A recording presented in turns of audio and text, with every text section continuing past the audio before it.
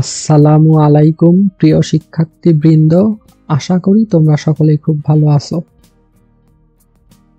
তোমরা যারা 2025-এর এসএসসি পরীক্ষার্থী তাদের জন্য আজকের ভিডিওটি খুবই গুরুত্বপূর্ণ, কেননা আজকে আমি তোমাদেরকে এসএসসি 2025-এর হিসাব বিজ্ঞান বিষয়ের চূড়ান্ত সাজেশন দিব। অর্থাৎ যাদের এখনো হিসাব বিজ্ঞান বিষয়ের সিলেবাস শেষ হয়নি অথবা যারা অল্প অধ্যায় পড়ে ভালো মার্ক তুলতে চাও তাদের জন্যই আজকের ভিডিওটি।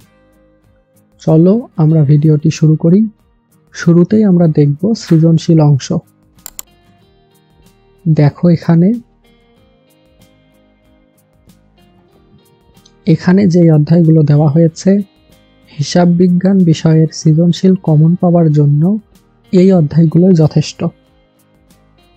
প্রথমেই দেওয়া হয়েছে দ্বিতীয় অধ্যায় লেনদেন, তৃতীয় অধ্যায় দুই তরফা দাখিল পদ্ধতি, চতুর্থ অধ্যায় মূলধন মুনাফা জাতীয় লেনদেন, ষষ্ঠ অধ্যায় জাবেদা, অষ্টম অধ্যায় নগদান বই, নবম অধ্যায় রেওয়া মিল, দশম অধ্যায় আর্থিক বিবরণী।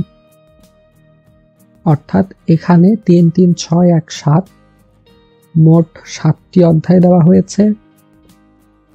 তোমরা যদি এই 7টি অধ্যায় খুব ভালোভাবে করো তাহলে নিশ্চিতভাবেই হিসাব বিজ্ঞান বিষয় নিয়ে তোমাদের আর চিন্তা করতে হবে না। এই 7টি অধ্যায় থেকেই তোমরা সৃজনশীল প্রশ্ন কমন পেয়ে যাবে। তবে এই 7টি অধ্যায়ের মধ্যে কোনো অধ্যায়ই স্কিপ করা যাবে না।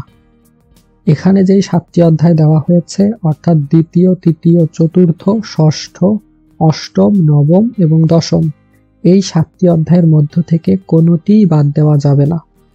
এবারে আসি এমসিকিউ অংশ। এমসিকিউ অংশ কমন পাওয়ার জন্য অবশ্যই হিসাব বিজ্ঞান বিষয়ের যেই সিলেবাস রয়েছে ওই সিলেবাস অনুযায়ী সকল অধ্যায়ের এমসিকিউ কোনো গাইড বই অথবা টেস্ট পেপার থেকে সলভ করতে হবে। তাহলেই তোমরা হিসাব বিজ্ঞান বিষয়ের এমসিকিউ কমন পেয়ে যাবে। সর্বোপরি এমসিকিউ অথবা সিকিউ কমন পাওয়ার জন্য অবশ্যই বোর্ড প্রশ্ন সমাধান করতে হবে। সিকিউ অথবা এমসিকিউ কমন পাওয়ার ক্ষেত্রে বোর্ড প্রশ্ন সমাধানের কোনো বিকল্প নেই। তুমি যত বেশি বোর্ড প্রশ্ন সমাধান করবে তোমার কমন পাওয়ার সম্ভাবনা তত বৃদ্ধি পাবে। আশা করি তোমরা বুঝতে পেরেছ। এই ছিল মূলত আজকের ভিডিও। তুমি যদি আমার চ্যানেলে নতুন হয়ে থাকো তবে অবশ্যই চ্যানেলটিকে সাবস্ক্রাইব করবে। সকলে ভালো থাকবে, সুস্থ থাকবে। আসসালামু আলাইকুম।